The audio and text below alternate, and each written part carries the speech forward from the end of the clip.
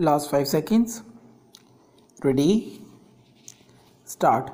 Mr. Deputy Chairman, sir, I thought that the explanation that I had given was a comprehensive explanation and that it will not lead to so much of discussion on the points that had already been clarified in my exposition, but honorable members still raises some doubts about the measure.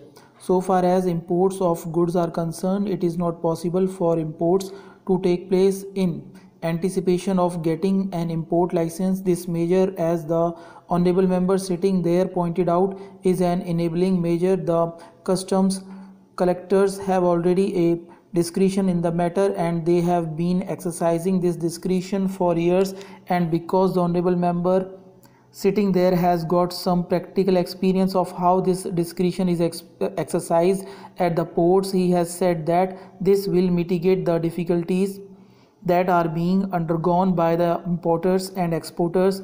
And as I pointed out in my speech, sir, when this discretion was stopped for the time being, well, all the traders and representatives of the trading sections met and expressed their acute difficulties in this regard, that they were not able to move forward in regard to export or import, especially with regard to the export of tea.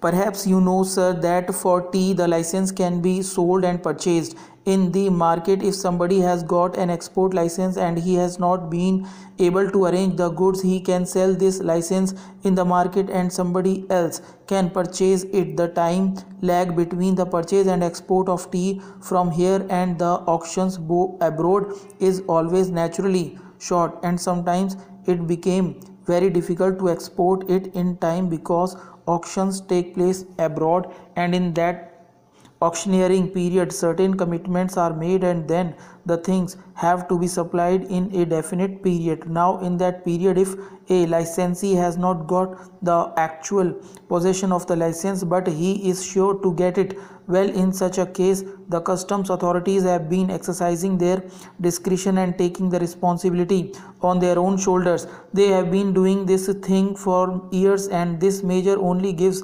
legal sanctity to what they have been doing. As I said, under executive orders they were exercising their own discretion in the matter. They have been accepting these bonds, taking the responsibility upon themselves.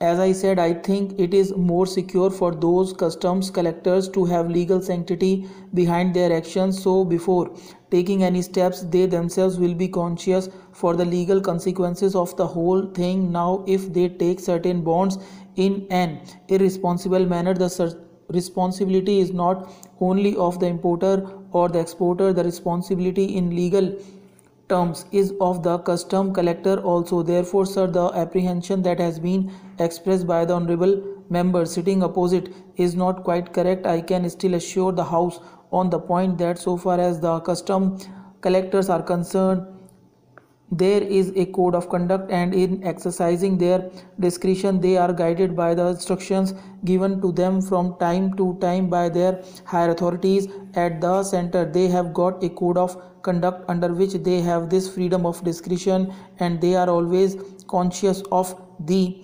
responsibility that they owe to their superior officers at the center. They are guided through discretion given by the center from time to time, and I can assure the house that so far as the instructions are concerned, they have been compiled with, and we have not had cases so far brought to our notice where the customs collectors have misused their discretion. Not many cases have become to us by which we can feel that there is any danger that the customs officers will exercise their discretion properly. So far as the generality of the proposed section is concerned, it has been pointed out that this section is very general and it can cover all aspects of his case.